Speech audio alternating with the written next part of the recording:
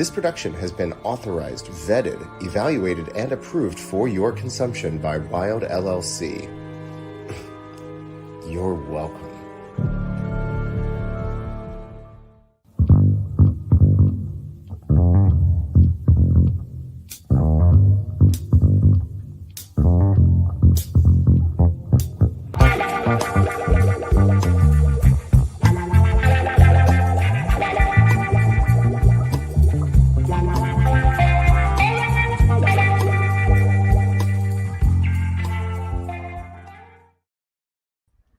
All right.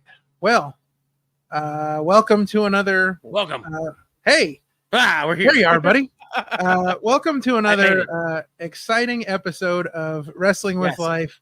I'm your host, King Ralph. As always, he is the ever delightful Parmesan. Yeah, we're here. And we are back for episode 13 of the Wrestling with Life Lucky series. 13. Yeah, and we're super excited. We've got a great show ahead.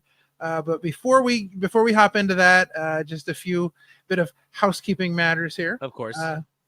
So if you like the show, and we know that you do because you're watching, so there's a couple free and easy ways. There's actually three of them. Free, easy ways that you can support the show. First off, hit that like button. Like button. Yeah, let us know you're enjoying this stuff. You know? Yes, let us know that you know that we know that you enjoy it. Yes, let us know that you are enjoying these episodes. Number 2, hit that subscribe button. Smash that subscribe button. Listen, just pretend that you're a cowboy and you're out there wrangling subscribe buttons, and you wrangle this one and pull it in and just smash it so you never miss anything that we're doing. And number 3, share. Hit that share button. Share us with your friends, your family. Share it with the cowboys out on the ranch. Yeah. Listen, whatever you need to do, just share away and tell everybody that you know that we know that you know that we know that you know that you like Wrestling with Life, that you enjoy it. Now, if you want to take that a little bit further, guys, we have merch. Look at that design. As you can see, there are corporate evil. I don't know. Yes, our Opinion City Wild LLC Let Us In logo is available as well as many other logos, and we've got coffee mugs and hats. We've got fanny packs. They're a thing. Yes. Follow us at Opinion City Pod for everything that we're doing. Follow at Wild LLC for everything the bosses are doing. Yes. But most importantly, this is the one that we hope you do more than anything. Please follow and support our guests. Number 1. You will see links running along the bottom of the screen during the episode. Please, please, please, if you do nothing else for us, follow and support our guests, because that's why we are here. Yes. We're here to get you to get to know our guests, to learn about our guests. Of course. And quite frankly, we want you to follow and support our guests, because honestly, our guests do amazing things. And that leads us right into today's guest. Of guests. Yeah, I was going to say, this one I was super excited about. I've been waiting for a minute. Patiently waiting. His story is just fascinating to me. He has a really cool story, and I want all of you to hear it. He works at the Monster Factory. He works for AXW. He's a commentator, aspiring manager extraordinaire. He is the Cowboy, Pete Carter. Hey, thanks so much. Hey, how are you? How's it going, man? Yeah, we were super excited to get you on, because again, I was telling it before. Your story to me is just such an interesting story to tell. And for those who may not know, why don't you kind of give yourself a little introduction?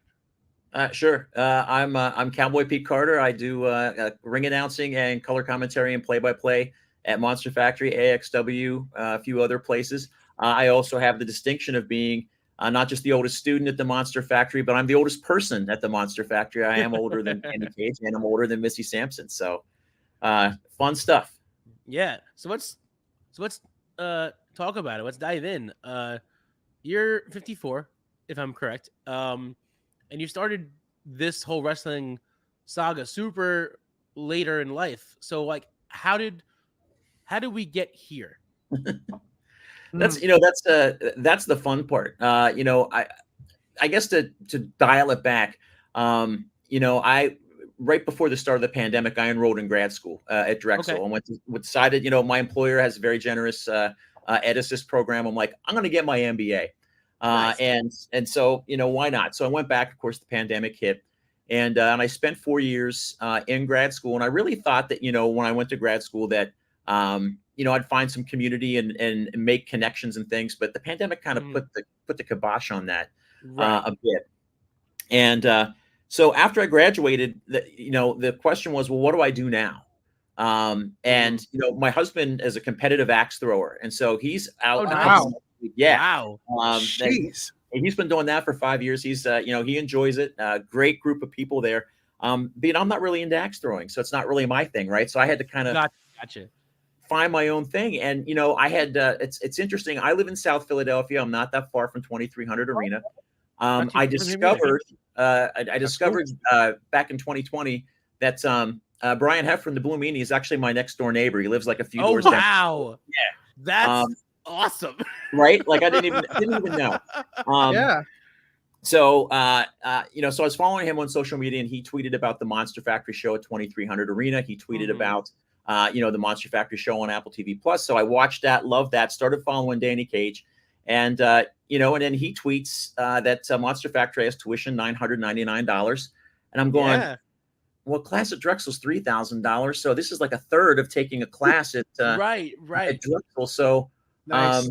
why not? What do I got to lose? And and for me, what I really wanted to do was, when I was in grad school, I picked up a minor in sport management, and because I hate math, and I had all these math classes one after the other, right? Same. And so I took a sport marketing class just for fun, and my final project in that class was I did a marketing plan for the National Wrestling Alliance. This was cool. right at the start of the Lightning One era.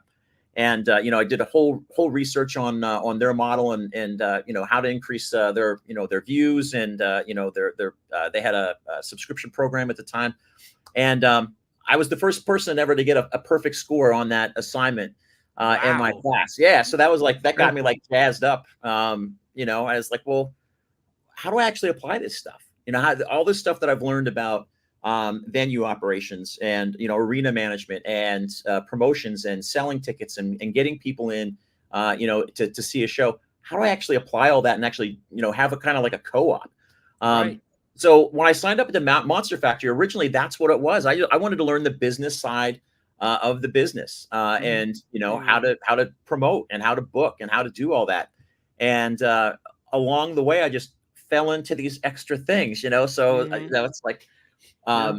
Missy Sampson had us do goals at the beginning of the year, and I said, well, one of my goals is I want to ring announce a TRL in Q1, and then that happened. And of course Brian Murphy had been doing all the color commentary, was moving into a more of a wrestling role, so I started doing commentary. So it was just sort of a series of events that just sort of compounded one on top of the other.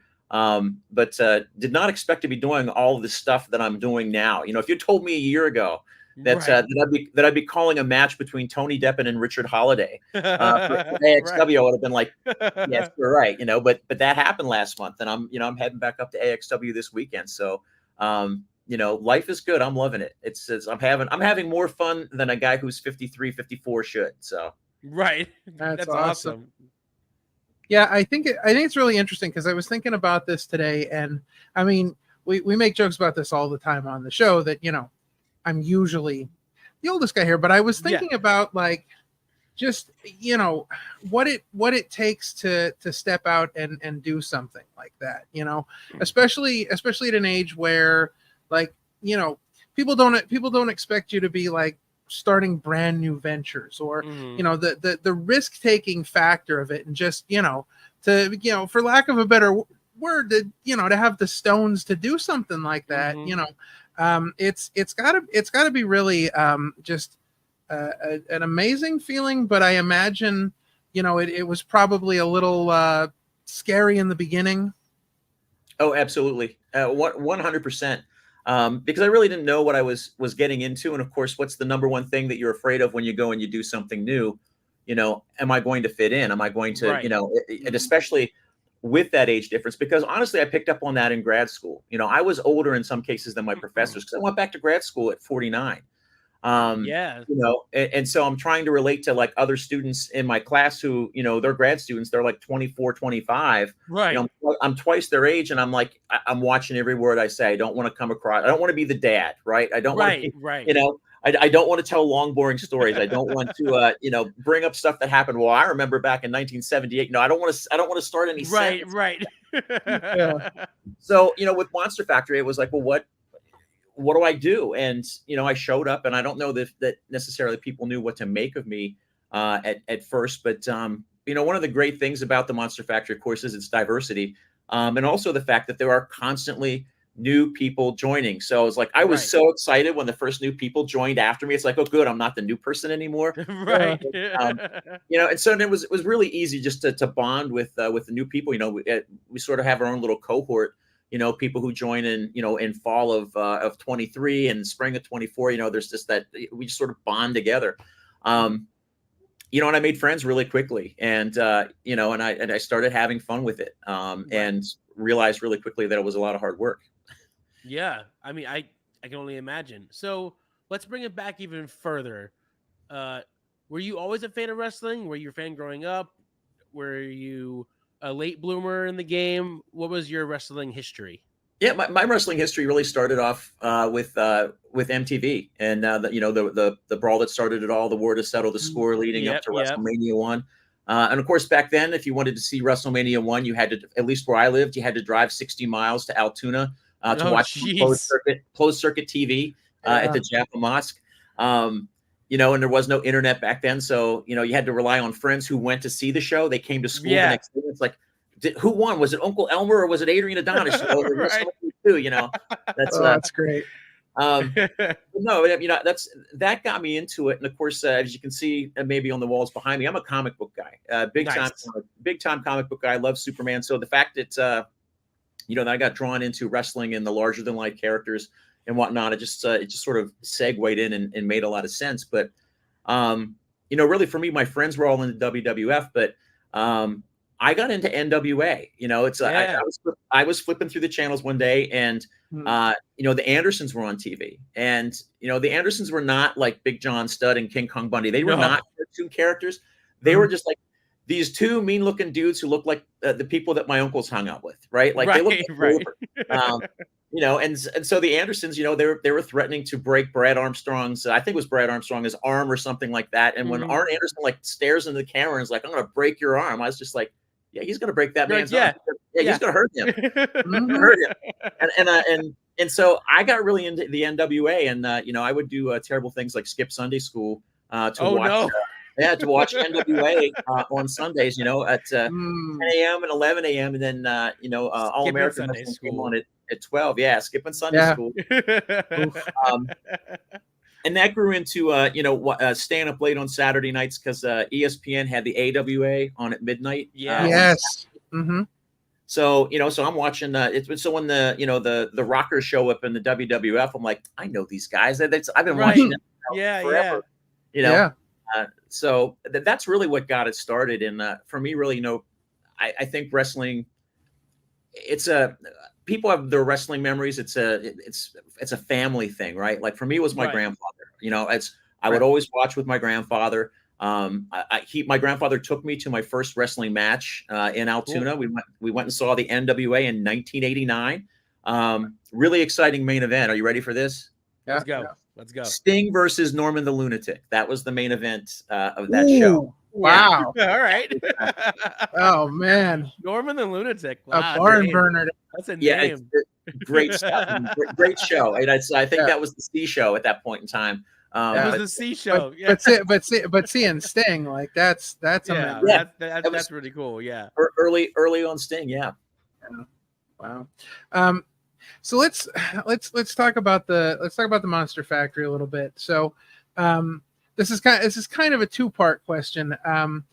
Tell us a little bit about when you first got there. You know, what did you start doing like right off the bat? And then we had a chance to tour the Monster Factory Mania week, and one of the things that I was really interested to learn and see about the Monster Factory is all the stuff that they teach that's outside of the ring, all of the other aspects. So talk a little bit about, kind of where you are as like being involved in those kind of things as well.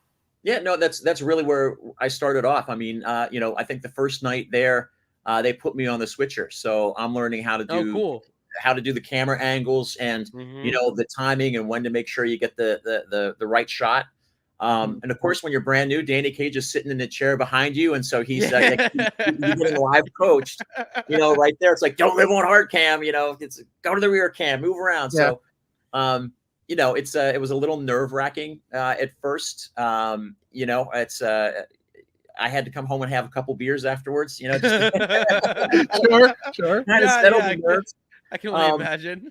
Yeah, but I mean, it started working on Switcher, and of course they've got the music back there. And really just Smoke Machine. For me, it was also merchandising too, because that goes back to the NBA and the marketing stuff. I really wanted to get into, well, what are we doing with concessions? How much money do we make on concessions? How can we make more money on concessions? I was asking all these business questions when I started out, not realizing that, the reality of wrestling school is that, a lot of people sign up for wrestling school, and then about 3 or 4 months in, they realize this is a big time commitment. This is a lot of work. And then at 3 to 4 months, that's where people start to drop off. So I had to learn really quickly. Well, I'm not going to get, they're not going to entrust anything with me until I'm here for like at least 6 months, because then they know I'm going to stick around. Yeah. But that's really how it started. And of course, just like anything else in wrestling, one of my friends, Steve Sharp, who wrestles out of Cheeseburgers, and his twin brother Erwin. So we've had the two of them on our show. Yeah, okay. We had one on the main show and then one here. So there you go. Steve's awesome. I've been friends with Steve, and he's the one that encouraged me. Because I reached out to him, and I'm like, well, I'm thinking about going to the Monster Factory. What do you think? He's like, it's a good school, good reputation. It's worth checking out. Do it. Just go and see. If you like it, great. If you don't, no harm, no foul. You spend an evening over there. But one of the lessons that he taught me early on, he said, always have your gear, always have your stuff, always be prepared, because you never know when someone is going to call out or not be able to make it. Yeah.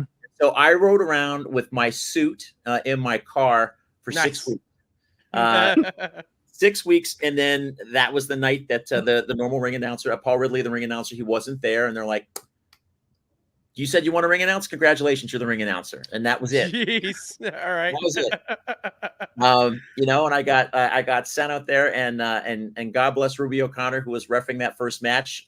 She did the talking out the side of her mouth and said, stand up straight, don't lean on the ropes, well, giving me that little etiquette lesson there for my first night. But that's really how it got started. Same thing with commentary. One night Brian Morris wasn't able to make it for commentary, and they're like, you want to be on commentary? What's your name, new guy? So, I got Jason. They're like, okay. And so like, what do you call yourself on? Pete Carter. So, that's how I got started with that. So how did you come up with your name, Pete Carter? So I actually put some thought into that, okay. My grandfather, not the one that I watched wrestling with, but my other grandfather, his nickname was Pete. Okay. And I've been trying to find out from my family why his nickname was Pete, because his actual name was Orlando. So I don't know how you go from Orlando. Okay. Well, that's such a difference, right? Yeah. So I thought, well, it's a tip to the hat to Pappy Smith. So I did Pete, and then Carter. Jimmy Carter's my favorite president growing up. Nice. In the 70s. Okay. But I also thought too, it rolls off the tongue easy. It does. It really does. Yeah, especially the whole name, Cowboy Pete Carter, just rolls off. Yeah, so smoothly. Yeah, so it's easy. Yeah, I thought it's easy. It fits on a T-shirt.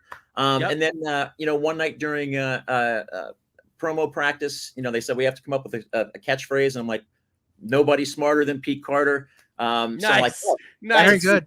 Yeah, so everything is like that T-shirt frame. What can I put on a T-shirt? The cowboy thing started off as a joke. The cowboy thing was supposed to be a one and done. I ordered this cheap hat off of Amazon. It was right after Beyonce released Cowboy Carter, and I thought, my whole thing is going to be that I inspired Beyonce to yes. do Cowboy Carter. Yeah. And because she's my cousin's wife, because all of us Carters are related, so Yes, of Right, course. so right. Sean Carter is, Of is course. my cousin 4 times removed. Well, I never got to say any of that, right? I just showed up one day wearing a cowboy hat, and my sister, who I trust, I trust implicitly, she said, "You actually look good with a cowboy hat on. I didn't think that it would suit you, but it actually suits you." And other people said, "Oh yeah, you look good in a cowboy hat." So it's like, I guess I'm There Cowboy you Carter go. now. And here I am. There you I'm go. Cowboy Carter, but I am 100% city slicker. Like I have, Right, yeah. I have a cousin who owns a dairy farm, and I went to a petting zoo Oh, once. wow. But that's about the extent of my my cowboy bona fides. So, all right. So 2 things about what you just said. Number 1, my wife would hate you because I say to her at least 3 times a day, man, that I should put that on a t-shirt. Like I say that to her all the time. So she would just be like, nope, another Nope. t-shirt guy. She was the reason I bought a cowboy hat because we went. It's a long story. She's a big country music fan. I'm not a country music fan, but we went to 2 rodeos. And at the first rodeo, they always have these, big trailers and everything selling cowboy hats and stuff. And she's like, we should get cowboy hats. And I'm like, yeah, Yes. no. No. But we got cowboy hats. But you mentioned you mentioned earlier about you had said about your husband being a professional axe thrower, and that was not your thing. So I wanted to ask you, because this kind of relates to the situation I'm in a little bit, Oh boy. because my wife was never into wrestling, and like wrestling has been like the biggest thing in my entire life before I met her. Yeah. So with you not really being into axe throwing, how does your husband relate to all the like the wrestling things you do? Is he into the wrestling? Is he not into the wrestling? How does that work? Well, he's very supportive. I'm very fortunate that he's super happy that I'm getting out of the house because Right. Yeah. well, Yeah. in all seriousness, no, when the pandemic hit, we all just kind of hunkered down, and I got really comfortable with isolation. Like it's like I'm happy just staying at home and watching reruns of MASH on MeTV and going to bed at night. Oh, we love MASH. Yes. Right? Oh, we watch MASH like it's going out of style. Yes. Oh, it's still a great show. Like 50 years later now at this point. But Yeah. but and then the other thing was I read a book by Max Dickens called Billy No Mates, and it talks about male loneliness and the fact that as men get older, their social circles shrink, and that's what happened to me. Like I'm still close with all of the groomsmen for my wedding, but we don't live close to each other anymore. We're not young men anymore, so it's not like I have no interest in going out to the club at 10 o'clock at night on a Saturday and staying out till 2, and neither do they, right? So the social circle just seemed was shrinking, and and he's of course doing all this axe throwing stuff, and I'm just sitting at home, and so he's very supportive of the wrestling because it gets me out of the house, it gets me around people, it helps me be social. It's good for anxiety, depression, for all that stuff. It certainly is helpful. With that, but in terms of his interest in wrestling. He's really into drag. Like he loves going to drag shows. Oh, cool. Okay. So, All right. Yeah. Very for cool. him, he sees parallels, between the two. But the unofficial rule is that he will go to 2 shows a year. Okay. 2 shows a year. Well, and that's because living as close as we do to 2300 Arena, I would say, hey, do you want to go to the ROH show? Well, he would say yes, but then it will be a 5-hour TV taping, and it's like, okay, after 2 hours, if you're not a wrestling person, those last 3 hours can be hard. So even when I'm buying the beer, because that's the other rule, shows, I buy the tickets, I buy the beer, he comes along with me. Gotcha. I had actually missed the taping, but Ralph was actually at one of the High Tension Wrestling tapings, and it was like an 8-hour taping. It was an all-day event. So he knows what it's like to sit through an 8-hour taping. and my wife, to her credit, so we get the invite to this taping like the night before. So she's in the kitchen and she's cooking or something. And I came in and I said, all right, listen, I'm like, I got to tell you something, and I really kind of want to do this, so I hope you're going to be okay with it, because it means I'm going to have to skip church tomorrow. And I'm like, but I got invited to this 8-hour. Well, I didn't know it was 8 hours at the time. I knew it was going to be I knew it was going to be like an all-day taping. Yeah. I'm like, I got invited to this taping, and I'm like, I really want to go. It could be a good chance to meet a lot of people, and I'm like, it's just going to be, it's fun. And she's like, okay. She's like, can I go with you? And I'm like, what? You're like, yes. I'm like, you know what you're getting into. But she has gotten to the point where like she'll watch wrestling on TV with me every now and then when I'm watching it, and she does like going to the shows more. She does enjoy like the independent vibe. We've become big Orange Cassidy fans. That was the first person the two of us met together. Okay. So she's become a huge Orange Cassidy fan. She likes watching his stuff, but she does enjoy being at the shows more than watching it on TV, you know, because with the independent shows, you're up closer. You're actually like getting close to the action. You're interacting with the wrestlers. It is a lot of fun. Yeah. If I still have to go back and watch it, but this guy might have actually been on an episode helping out one of the wrestlers. Episode number 3, I helped Billy Avery pick up Dylan Mesh outside the ring and toss him back. Which he's our current boss. So I hope he's still not bitter about that. Ooh, I'm gonna get in trouble. I hope he's still not bitter about that. Yeah. Cut that. Oh, he is. No, so it's good that there can be that little bit of, you know, that little bit of interaction where it's not just like, you know, you're kind of doing the whole wrestling thing by yourself, and like, you know, it's nice to have that support there, because I know sometimes like I talk to her about wrestling and she'll begrudgingly listen to me tell stories about things she has no interest in, but that's good to hear though. No, that's one of the things that kind of drew him in, because we moved to South Philly in 2015. Gotcha. And so it's probably like 2016. Whenever the Hardys were on TNA and they had the whole Broken Universe with Vanguard, and all that. I was watching that, and he came in the room and he just stopped and he's like, "What is this?" You know, because there was one of their mini movies, and that's what got him. I'm like, "Well, the Hardys are going to be at I think it was Battleground or House of Glory." It was I think it was it House of Hardcore maybe? Yes, House of Hardcore. That's what it was. Yes, it was. I was actually at that show. Me and my brother Adam got tickets, and we ended up being front row for that. And we didn't know what the card was. We were just like wrestling show in Philly. Adam was like, "You want to come?" I said, "Yes." And the match that was originally booked was Bubba and Tommy Dreamer versus the Hardy Boys, and it was going to be their last match before they jumped ship to WWE. And what was funny about the match was that they teased it twice, because the first the first time it happened, they teased, "Oh, Vince says we can't wrestle on this card yet, so we can't really have the match, but we're here." And then turns out they did the thing where Bubba was like, "No, the fans are here for you. We're gonna have this match," and they ended up having the match at the very end of the show. It was awesome, amazing show, fantastic. That is the nice. I mean, it's a nice thing with living, where I am. It's it's an 8-minute walk, basically, down there, and it's surprising how many shows actually run there, how many different groups. I'm excited. So my many birthday shows. Is September 1st. The NWA is there on August 31st. I really want to go, but I think I'm actually booked for AXW on that day. Hey, I mean, my cousin EC3 is the champion of the NWA right now. Oh, your cousin. Yes. That's sorry. Yeah, my nephew or something like that. Yeah. However that works. Yeah. So speaking of AXW, let's talk about AXW a little bit, because how did you transition and gain the option from AXW from the Monster Factory to AXW? How did you get from there to AXW?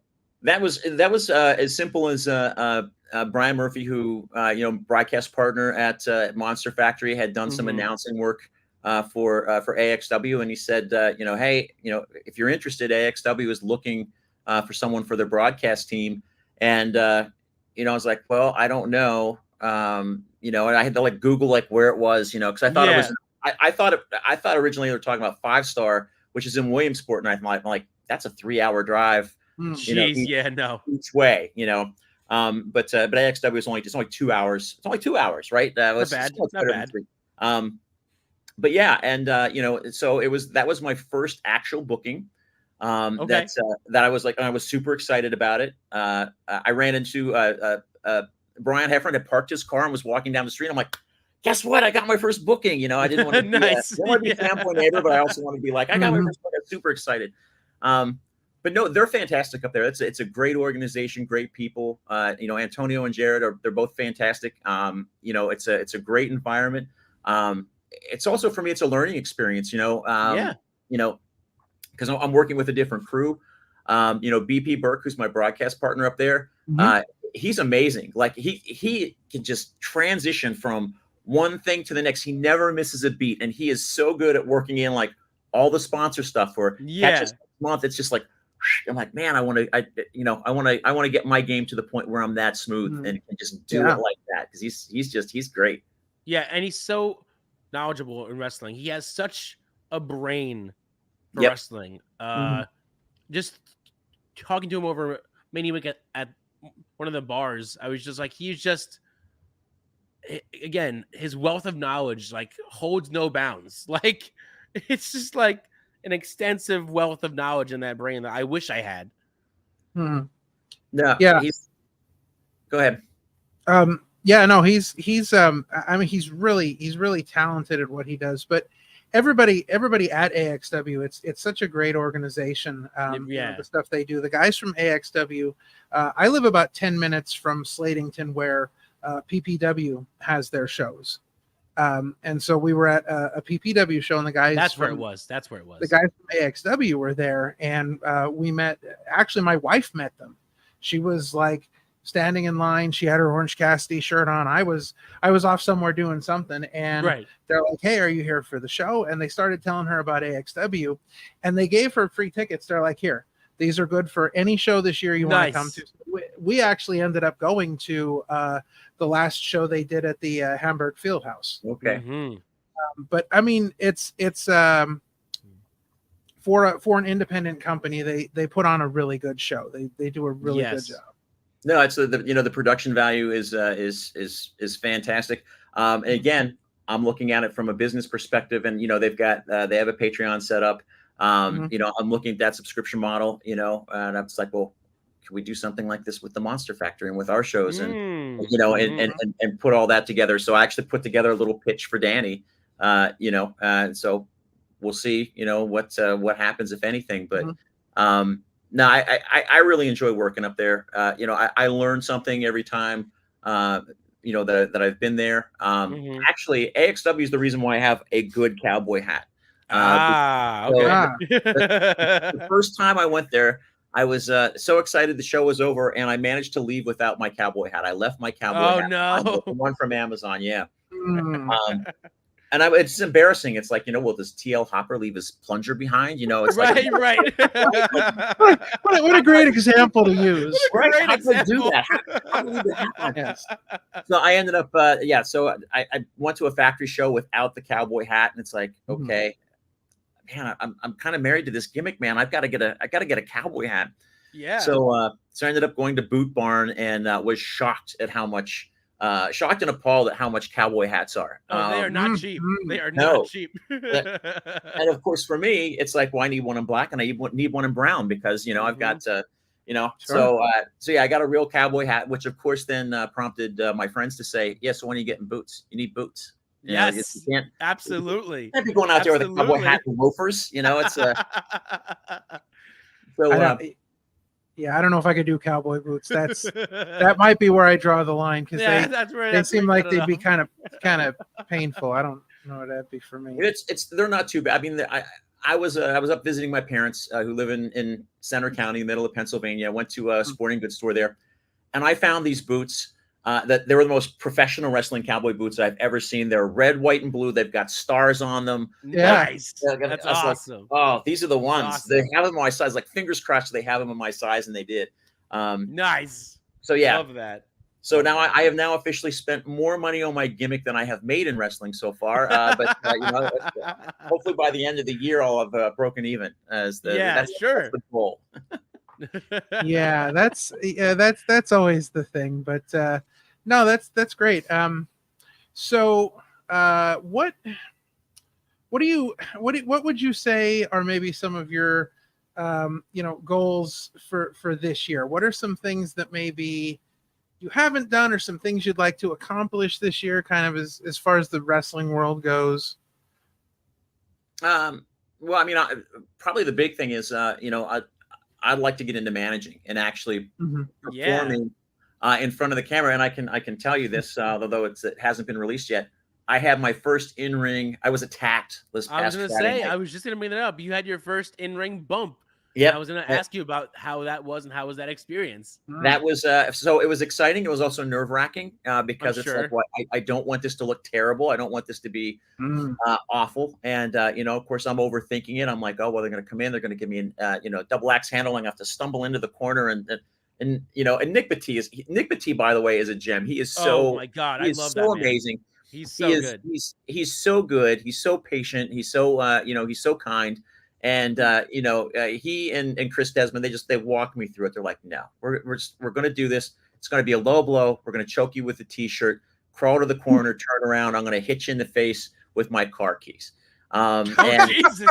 Jesus! Car keys! Wow. What? You didn't tell me what you didn't tell me it was a hardcore street fight. Yeah, well, so here's how this all started. A couple of weeks ago, I was interviewing them in the ring with their current storyline. Yeah. And at the end, Nick sent a veiled threat my way. Like bad things are going to start happening around here if I don't start getting answers, and you could be next, Cowboy Carter. Ooh. And so later that night, I went home and I messaged him. I'm like, Nick, I'm getting eye surgery on July 15th. So if something terrible was to happen to Cowboy Carter, there you go. On the 12th, and I was to be blinded or something terrible, I can show up on TRO with sutures and stitches and stuff. So nice. That's brilliant. It's that they're not too awful just yet. That I had the surgery on Monday, and it looks really gross in person. So I'm gonna pick up an eye patch, and I'll make a Rooster Cogburn reference that no one will get because that's what I do. I'm so old. But no, I'd love to get in. I'd love to get into managing, and but the thing for me is I want it to be. It needs to be entertaining. It has to. I don't want it just to be a throwaway thing where I'm just sort of a prop that shows up at ringside. Like, sure. There's got to be something to it. It doesn't need to be a bloodline type, storyline or anything like that. But I want there to be some. I want it to have some meaning and have it be, at least have some thought to it. So.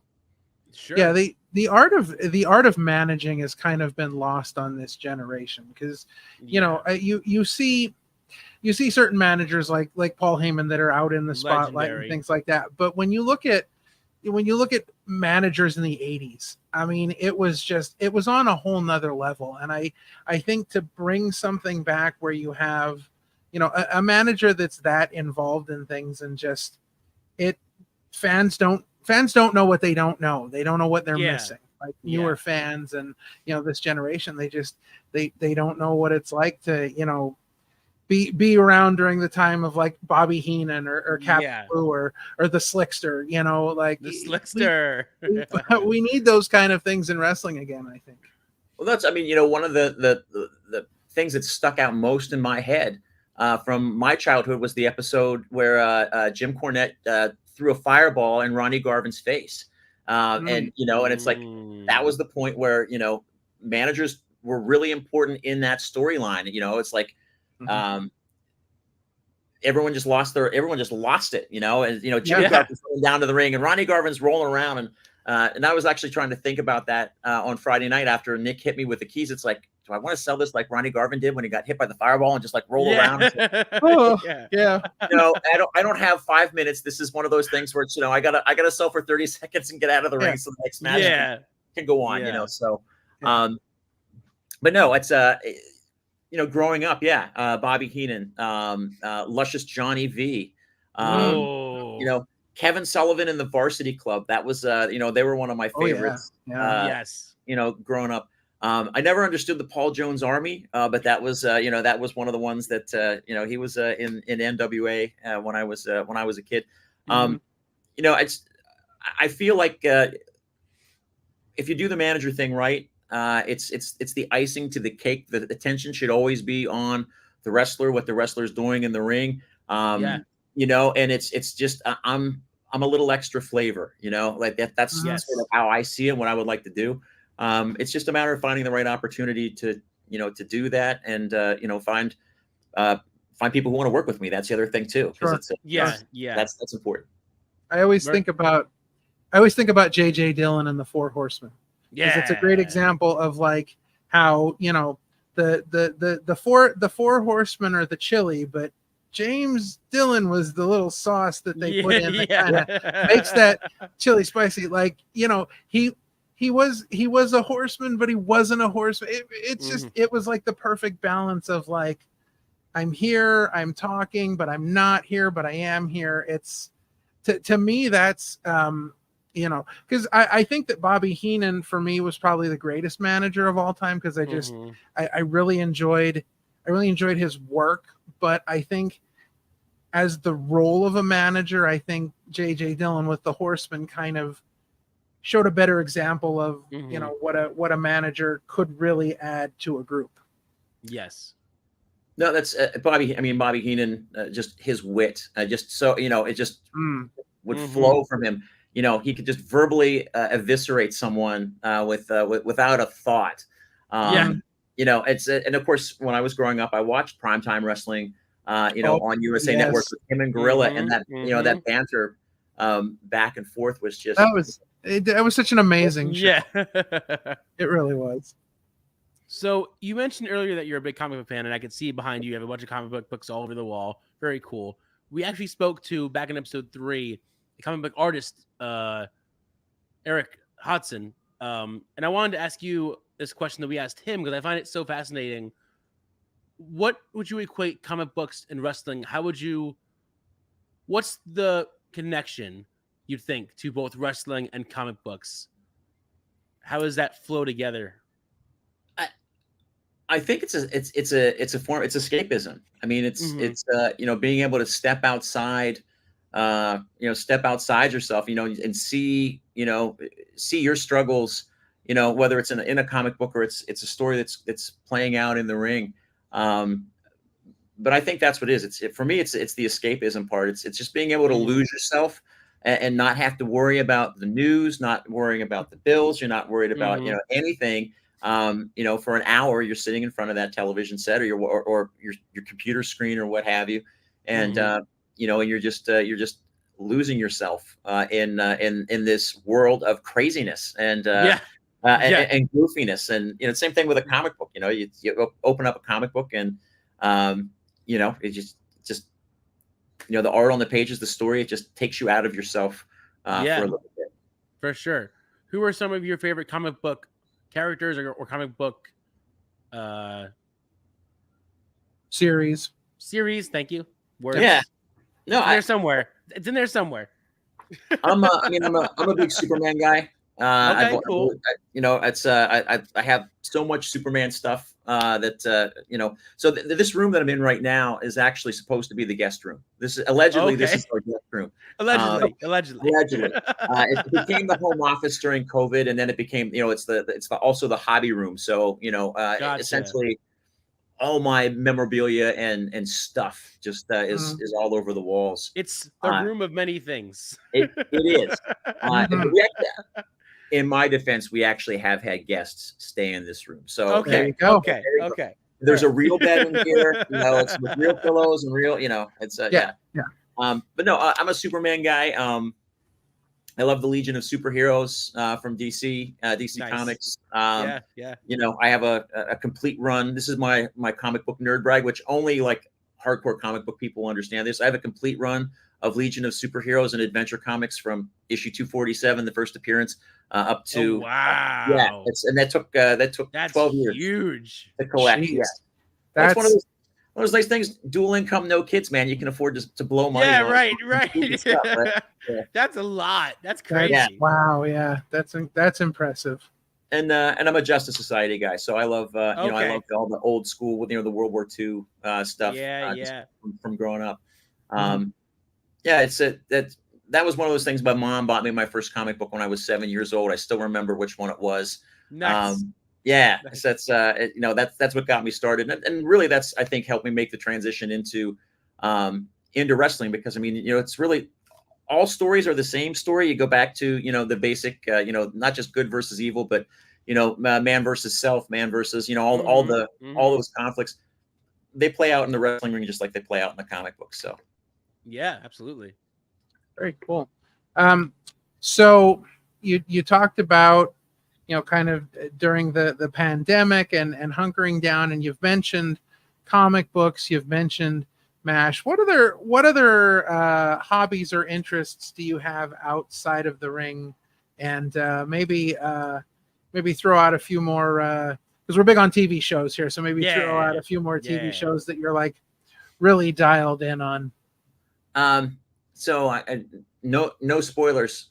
No spoilers. We just started watching The Sopranos. I had missed it. I'd never so You're good. gonna love it. So good. We're in season 4 right now. Okay. And honestly, I don't tell people that I'm watching it because I don't want anyone to so I just figure no one's talking about this show because it hasn't been on the ears. It hasn't been on in 20 years. So yeah, right. We're just stealth watching that, but that's our go-to. I mean, that's if there's nothing else to watch, we'll watch that. We just finished up The Acolyte tonight, which which I enjoyed. Some people aren't really a fan of that series, but I really liked it. I think for Star Wars fans, I think for Star Wars fans, for some reason, I don't know, because I just like enjoying things to enjoy things. I don't think I need to see. I'm happy with change. I can accept change, but I think, not to go off on too much of a tangent, but since the initial run of the Star Wars series on Disney Plus, the first few were amazing, but I think as it's gone on, fans are starting to revolt against the shows. I guess because it's not what they were, I guess, envisioning, or whatever thoughts you have. But I'm just happy that there's more Star Wars content to watch. That's just me. No, that's. I mean, was The Mandalorian better than Book of Boba Fett? In my opinion, yes. But Book of Boba Fett was enjoyable enough. Right. I really liked Obi-Wan. Was it Ahsoka? With that was that was it's all enjoyable. Yeah. Probably my hot take. Maybe it's not that hot of a take after all. I always used to say that Empire Strikes Back was my favorite Star Wars movie, and Rogue One has overtaken Empire Strikes. I love Rogue One. I saw that in theaters, and I almost cried at the end. I'm pretty sure I did almost cry at the end. How they were able to film a movie in current day and make it feel so much like the original trilogy. It's an impressive achievement. I saw it in theaters as well, and I was just blown away at how good it was. That's one of those ones, like, I can watch, like, if I'm just scrolling through, if I accidentally go to TNT instead of TBS whenever I'm looking for AEW, and it's like, oh, Rogue One's on, I just stay and watch Rogue One. Yeah, absolutely. Absolutely. It's I can watch that movie over and over again. But no, it's the Star Wars stuff, Sopranos, making my way through The Boys. This season is tough. It's too real. It's too close. Not for everyone. Yeah. It's the comic book, which is crazy to even say this. The comic books are actually more violent and more vile and disgusting than the show is, and that's saying a lot because the show shows so much. But the comic books that was made back in the 90s or 80s, whenever the hell it actually was made, it's gritty. Like, you think the show's bad, read the comic books. It's gritty. As much as The Boys doesn't take directly from the source material, because they changed a lot of the characters around, they do still keep the essence of this is The Boys because this is the boys' world, and we're going to treat it as the boys' world. Because again, the comic books are so much worse than the show is. I think that was Garth. Is it Garth Ennis? Was he the author? I believe so. I believe so. Yeah. So back in the 90s, he did a series for DC Comics called Hitman, which was also over the top. And he had a character named Dog Welder, and he would go around and weld dogs to people. Like, that was my god, just bizarre stuff. And the defenestrator who threw people out of windows. Just yeah. Wacky stuff. Jeez. Have you ever watched The Wire?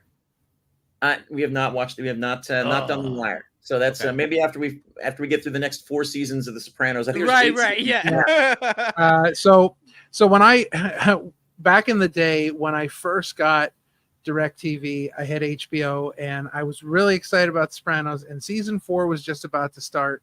So in the course of 1 week, I rented the first 3 seasons of The Sopranos on DVD and watched it in 1 week. And I'm glad I did, because the thing I will say about The Sopranos, 100% spoiler free, is that The Sopranos is a show that you have to watch from the beginning. Yeah. Because you have to know you won't know what's going on any other way. It's not like a show you can just step in at one season and kind of, but yeah, we'll have to have a discussion after you finish The Sopranos, because man, that show was just now here's another one for you. Have you ever watched Sons of Anarchy? Ooh. No. That's a good one. That's another one to get into, because it's very Soprano-esque in a different way, because you're really kind of, you've got this motorcycle gang that there's such a dichotomy between what they're doing as a motorcycle gang, but all the great things they do for the community, and the police don't like them, but the people in the community do, because it's a great show to kind of, I think, follow up after The Sopranos. It's very Soprano-esque, but I'll have to check that out. I think that the Sons of Anarchy may have started not long after Breaking Bad finished. And gotcha. I love Breaking Bad, but I was exhausted. By the time that was done, I was exhausted. That last season, every episode, like I would go to work the next day and I'd just be like broken, just emotionally broken and just drained. Yes, from all of that. Oh wow! Right. That's incredible. Yeah. So, comic books, wrestling, TV shows. Let's go into one more thing before we wrap things up. One more thing. Movies. What's that? Movies. Yeah, I mean it's Star Wars. Do you have a favorite movie? Star Trek. I mean, I would probably say Rogue One is my favorite movie. Although the other one, I'll switch gears a bit to comedy.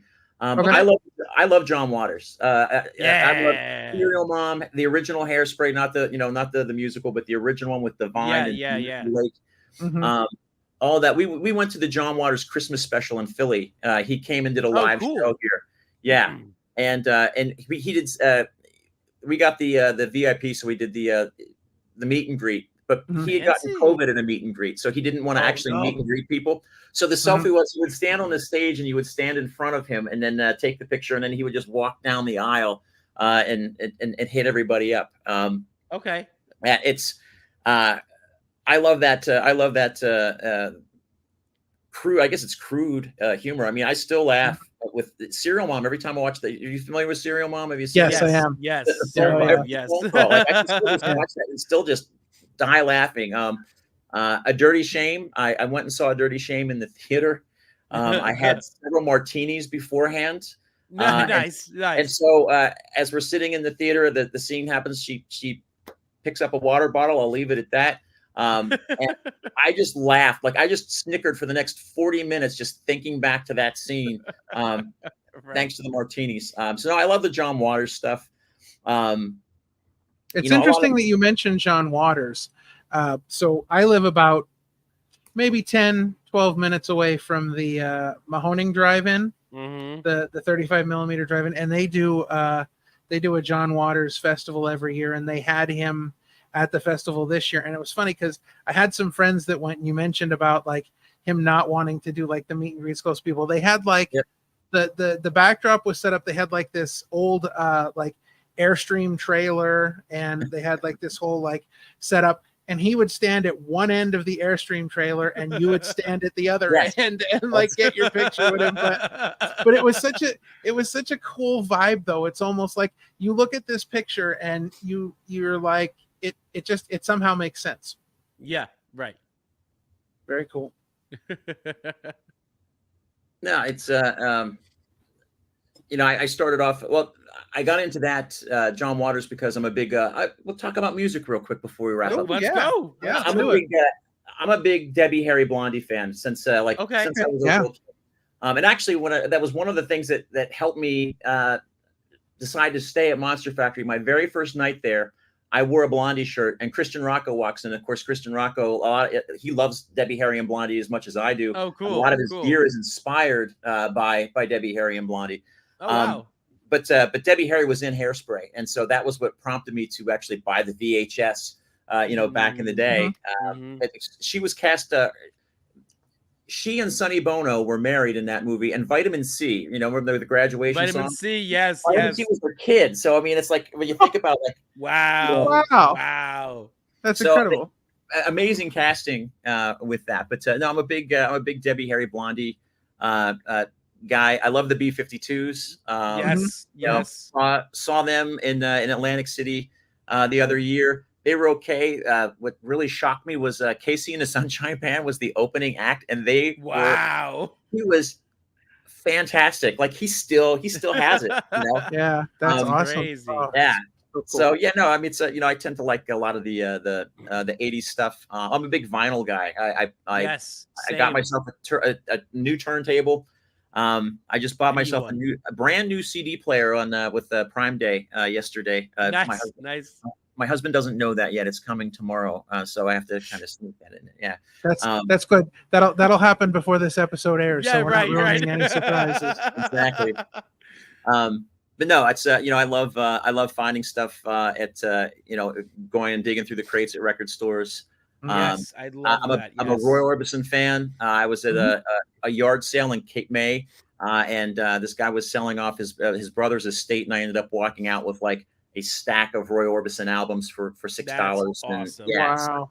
So that's awesome. My yard sales are the best. Oh, absolutely. My dad is a huge Tom Waits fan, and he got me into Tom Waits. I love Tom Waits.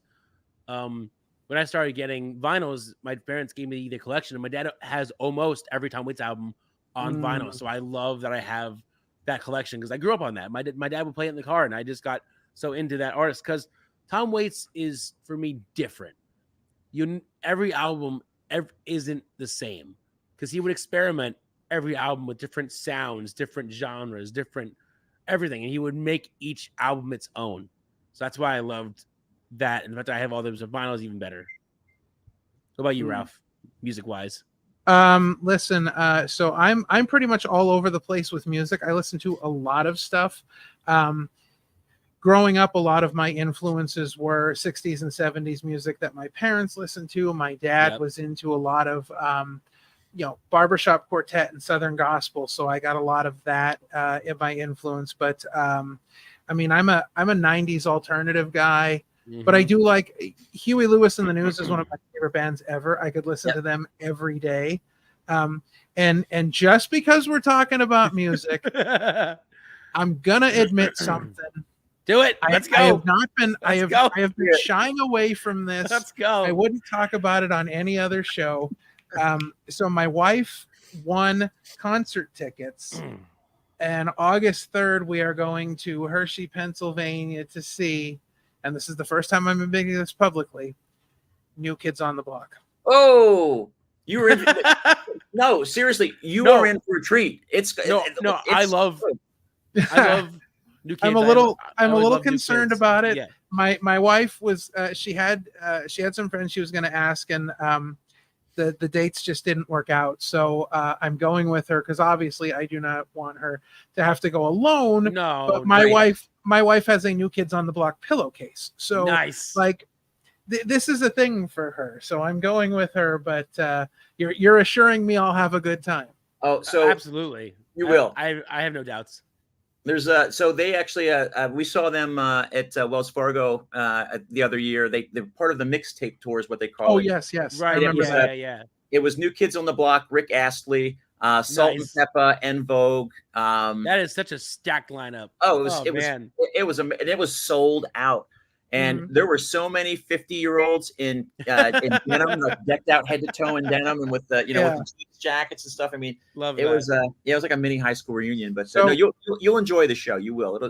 Here's who's opening for them, and like I don't know. I was kind of okay with it. Okay, So it's New Kids on the Block, and opening for them is Paula Abdul and DJ Jazzy Jeff by himself. No Fresh Prince, just DJ Jazzy Jeff. So I'm assuming he's probably going to come out and spin a few records and get off the stage, and then Paula Abdul is going to come out and do her thing. Yeah, I mean, I like live concerts. I love going to hear live music. Yes. So I'm sure somewhere deep down I will have a good time. No, it'll be great. Okay. Well, now that I've got reassurance from somebody, I feel a little better about it. All right. So before we get out of here, before we wrap things up, do you have anything going on soon that you'd like to promote or talk about? Sure. I mean, it's I will be on commentary with BP Burke at AXW We the People this Saturday in Orwigsburg, Pennsylvania. So anyone that's watching, it's up in the I don't know when this will air, but from Northeast Pennsylvania, swing by and see us.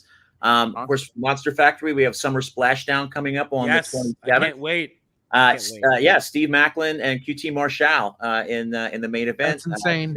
Yeah, Goldie versus Brett Waters. That's always a classic when they get together. So it's just it's going to be a fantastic show there. I'm not going to be there this Saturday because I'm at AXW, but Missy Sampson has Bell to Bell, Liberty Bells coming up this Saturday as well. So that's that is the great thing about living in Philadelphia in this area. There is always a wrestling show. If you want to see a wrestling show, you can. Yeah, for real. And so much great wrestling in this area. It's a blessing. And honestly, like I said, I started this in October. I'm loving life. I mean, I'm having a blast. And it's good to be busy. I can't. No complaints. Just love it. Awesome. All right. Yeah. Well, this has been another great episode of Wrestling with Life. We thank you for your time. Thank you for joining us today. Thanks so much. We were both excited to get you on the show and just be able to talk about just this incredible journey that you're on. For sure. It's really exciting. And this is, by the way, the first podcast I've ever done. Ever. Hey, that's another one. Oh, thank you. Man, we are getting them. We're getting them left and right. Seriously, when we had a lot of firsts. When we had Marvelous and the God of Dad Bod. That was his first podcast when we had them. Mark Raspa was his first. Yep. So we're knocking a lot of those off the list there. That's awesome. Well, that's pretty cool. All right, so we're gonna wrap things up here, and we'll talk to you in just a few moments. Sounds good. Thanks so much. Appreciate it. Absolutely. All right. Well, that was really fun. That was a lot of fun. I love just being able to spotlight, what he's doing, and just everything that he's going through, the journey that he's on. So obviously make sure you follow him, Twitter and Instagram. You see the tag down there, Pete Carter MF. And of course, if you want Pete Carter at your show, bookpetecarter@gmail.com for all the information. Yes, definitely book Pete Carter. So this has been another great episode. Just remember to like, share, and subscribe. If you are watching this on Tuesday, thank you for being one of our Patreons. If you're watching this on Saturday on YouTube, what are you doing? Get over to the Patreon. We got great stuff over there. Yeah, absolutely. So for Parmesan, for Cowboy Pete Carter, I'm King Ralph, and we are going to see you next time.